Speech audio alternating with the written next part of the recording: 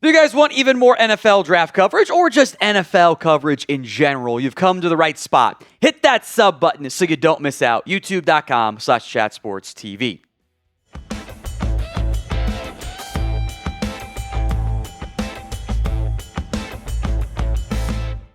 On today's show, we are breaking down ESPN's Matt Miller's 2026 NFL mock draft. Of note, this was done before this last week of games, so it is a little bit different at the back end of the draft order for the most part. Also featured trades. The Jets jump up to number 1 in a deal with Tennessee. Tennessee gets number 4 plus number 28, the Jets' other first-round pick from the Colts, and a 2027 second-round pick. No surprise, the Jets take a quarterback, Fernando Mendoza, out of Indiana, goes to the Jets. I do wonder if the Jets and Aaron Glenn talked into this guy's our Jared Goff. I think there's a real chance Mendoza is the top quarterback drafted. It's a question of what quarterbacks actually end up turning pro this year. Next up, the Browns making a trade as well. They jump up to number 2, mostly to prevent other teams from jumping ahead of them and getting their quarterback. Giants don't get very much back to move down 1 spot. Just a couple of third-round picks, which is significantly less than what the Mitchell Trubisky trade was a couple of seasons ago. Browns go quarterback Dante Moore out of Oregon. I don't know if he's actually going to turn pro, but what if Oregon goes on a run down the stretch here, wins the Natty, then he might go pro. But the NIL money will be plenty alluring to him to return to Oregon. Giants trade down, take an offensive lineman. Francis Mauigoa gets to stay in New York with his brother, because his brother Francisco is in with the Jets at linebacker, which is kind of funny. He'd be a right tackle plug-and-play starter to, in theory, keep Jackson Dart upright. Tennessee goes receiver here to be the number 1 with company pieces like Elke O'Manor and Chimere Dike at the wide receiver spot. Defense is intriguing to me. The biggest thing with Jordyn Tyson, he's got great ability, very talented player. He has missed a ton of time over the course of his collegiate career. That is a very real red flag. Now, if Dante Moore doesn't go pro, I think Ty Simpson goes 2 in this scenario. But he didn't. He went back to school, or he went pro in this mock draft. So, Ty Simpson is available here for the Alabama Crimson Tide program for the Las Vegas Raiders. This one is interesting to me in the sense that I think Ty is weird in the sense that he doesn't have a lot of experience, but he's been around a college program his entire life. His dad is a college football coach, and the Geno Smith experiment has been a disaster. So if the Raiders can get their quarterback, that makes life a lot easier. Of the 3 big quarterbacks here in this mock draft, who would you rather take? TS for Ty Simpson, FM for Fernando Mendoza, DM for Dante Moore. Let me know in the comments section of today's show. Number 6, Arvell Reese, who has been everywhere for the Ohio State Buckeyes, edge/wide/linebacker, maybe do a bit of both. Best player on the board there for the Saints. Commanders also in need of pass rush help. They get Ruben Bain Jr. Bigger body than what most of these edges are. These 6'3", 275, can do some 3-technique stuff. There are some teams that think might view him as a 3-technique, by the way. Not that dissimilar from another big body, 6'6", 285, in Keldrick Falk, the edge rusher out of Auburn here to the Bengals. It'd be another first-round pick at edge, which is a lot for the Bengals to invest. I do wonder specifically for Cincinnati if someone like Caleb Downs might make a little bit more sense. Downs, by the way, is the pick here in this mock draft to the Arizona Cardinals.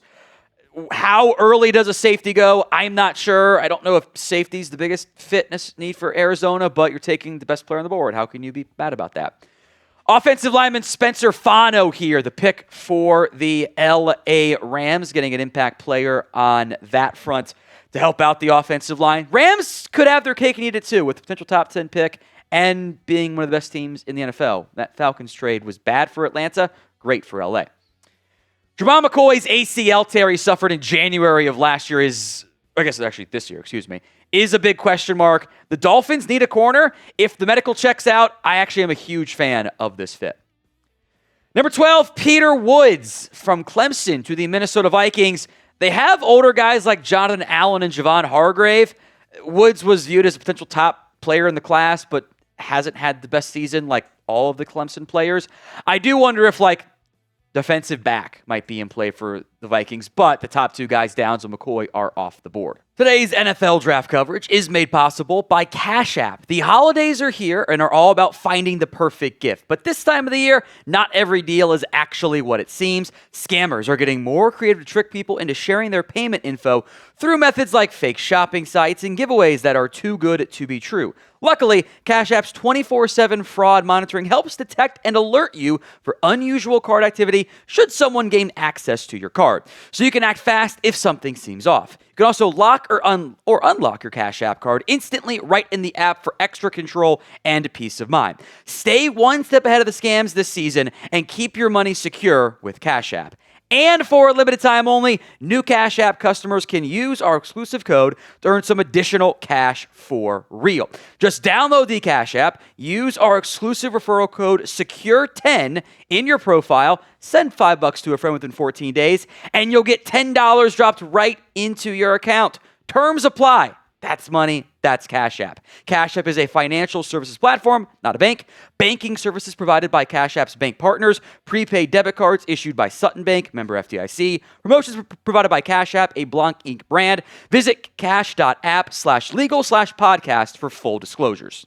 Another pick we took the best guy on the board, Jeremiah Love out of Notre Dame to the Dallas Cowboys. I wouldn't be surprised if Javonte Williams came back. But there's going to be an argument again, just like the Bijan Robinson conversation. He's the best player on the board, so how early will he end up going? Love this pick here for the Ravens, David Bailey. He has been awesome after transferring from Stanford to Texas Tech.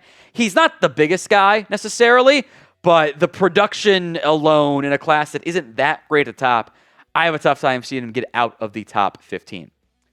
I actually love the fit of Kenyon Sadiq for the Chiefs.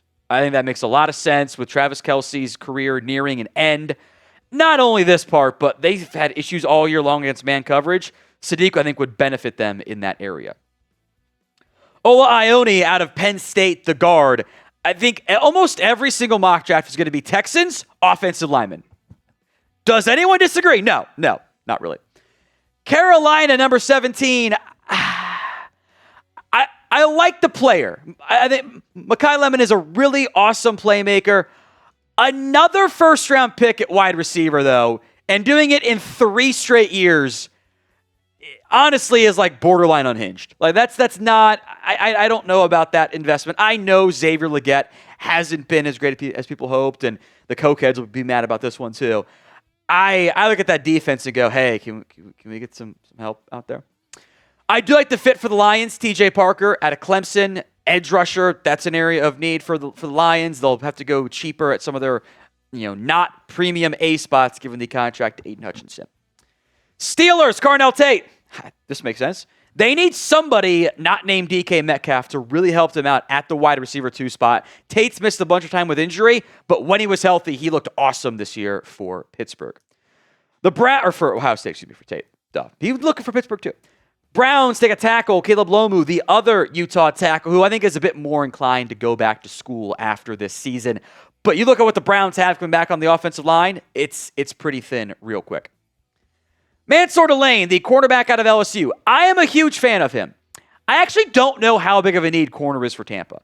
They drafted Jacob Parrish, who's been fun this year for them. Benjamin Morrison's been banged up. He was a second-round pick. And they paid Zion McCollum. So, the math ain't mathing, even though Jamel Dean's going to leave in free agency. I don't know if another contract/early round pick corner is actually in their best interest. But I do like Mansour Delane despite the arm length not being ideal. This makes a lot of sense for me. Amari Washington out of Oregon to the Chargers. That interior of the defensive line could still use some boost, especially against the run. I like that fit there for Washington.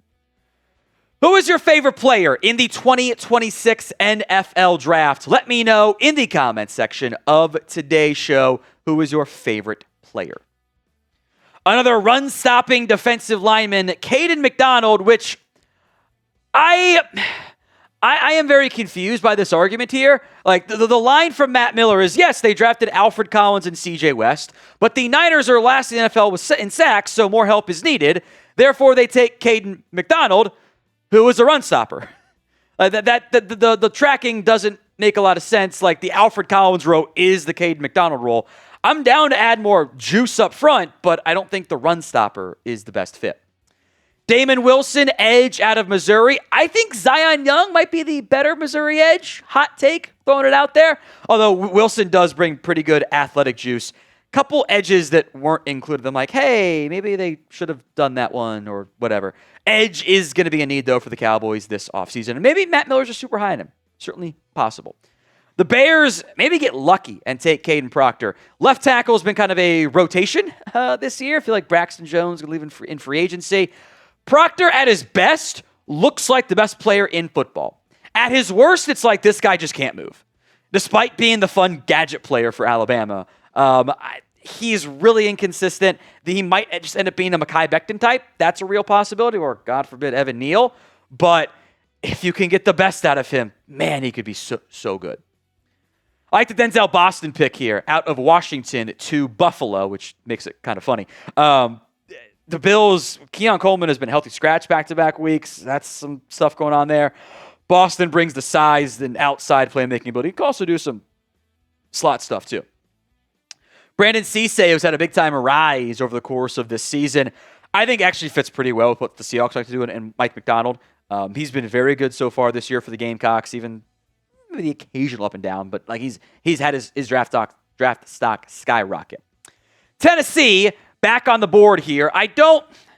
On one hand, yes, they do need a corner. On the other, I wonder if like a different spot makes more sense. But they traded away several good players, so I do think corner makes sense. Colton Hood. This was, by the way, this pick is via Indy by way of the Jets. This in the mock draft has been traded twice now, which is kind of funny. Hood's been awesome this year. Has not gotten beat very much in the absence of the other, better maybe, Tennessee wide receiver or Tennessee cornerback, in Jermod McCoy.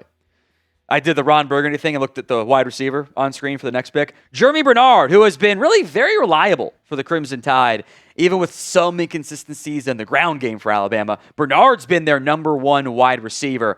I do wonder what the outlook looks like for A.J. Brown, but this would be a reliable secondary target, which maybe would make Devonta Smith the number one going forward.